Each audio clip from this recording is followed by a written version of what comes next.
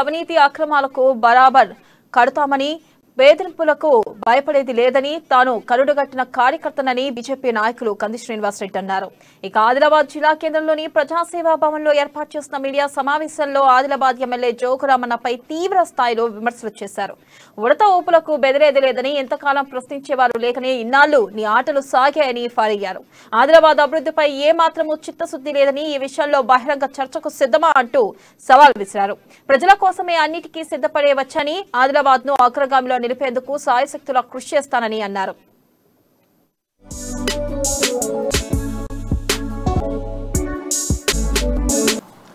రామగుండం ఎరువుల ఫ్యాక్టరీని ప్రారంభించడానికి రామగుండం వస్తున్నారు.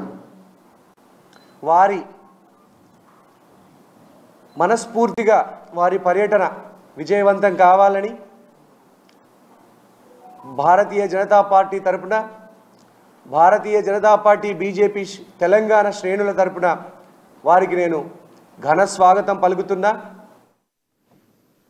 30 ఏండ్ల రాజకీయ జీవితంలో ప్రజలకు ఏం చేశావని మండిపడ్డారు. ఇక 4 సార్లు ఎమ్మెల్యేగా గెలిచి ఇక్కడ పేదలను మరింత పేదలుగా మార్చావని ఆగ్రహం వ్యక్తం చేశారు. బేతాల మాంత్రిక, తాంత్రిక, టక్కుటమార, గజకర్ణ, గోకర్ణ విద్యలు ఇక చెల్లవని హితవు పలికారు.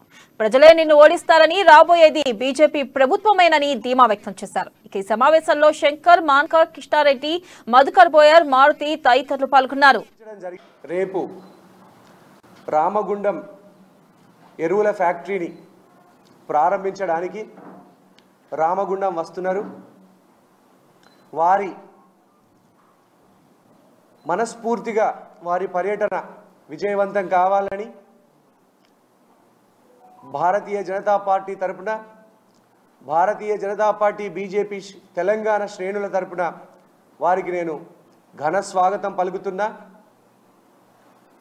ఎప్పుడో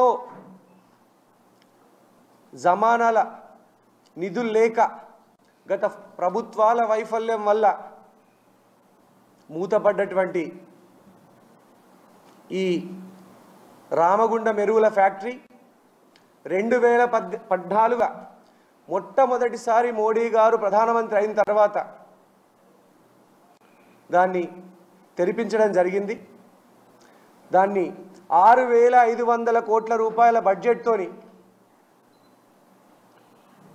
దాన్ని పునరుద్ధరించి దేశంలో ఉన్నటువంటి చాలా పెద్ద కొరత, యూరియా కొరత, నరేంద్ర మోడీ ప్రభుత్వం చేతల ప్రభుత్వం, మాటల ప్రభుత్వం కాదని 2014 కంటే ముందు సిచ్యువేషన్ని, పరిస్థితిని అంచనా వేసి 2016లో పునరుద్ధరణకు బడ్జెట్లో నిధులు కేటాయించి, కరోనా వచ్చినా కూడా, కోవిడ్ మహమ్మారి వచ్చినా కూడా రికార్డు సమయంలో దాదాపుగా 3 సంవత్సరాల లోపే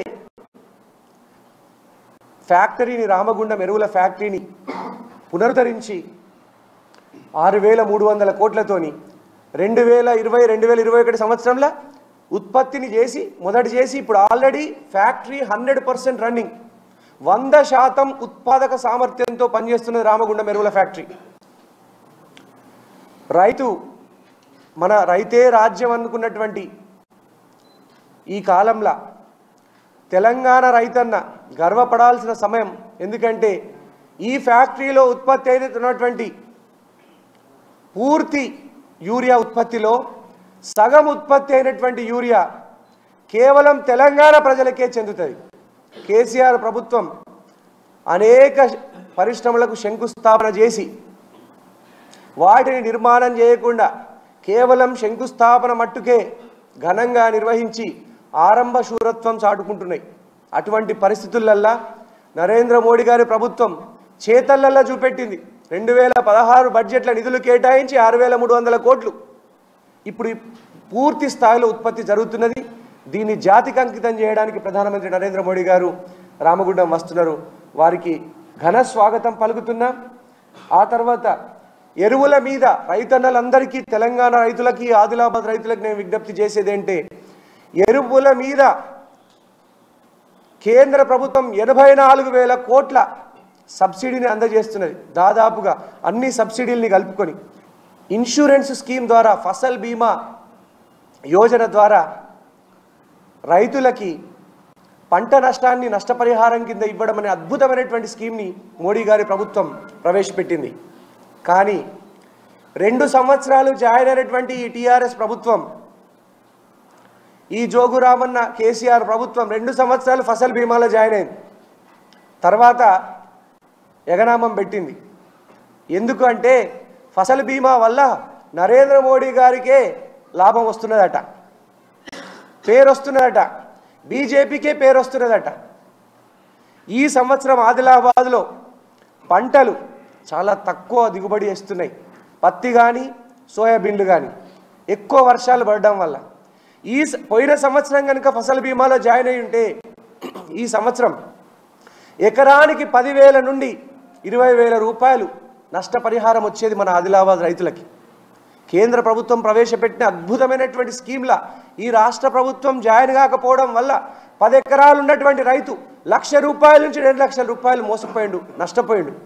జోగు రామన్న గారు, మీరు మీ పెంపుడు కుక్కలు, మీ చెంచాలు వ్యక్తిగత దూషణల జోలికి వస్తే, వ్యక్తిగత దూషణల జోలికి బూతులు తిట్టే స్థాయికి వస్తే మీ నీచమైన సంస్కృతికి సంస్కారానికి అద్దం పడుతున్నది.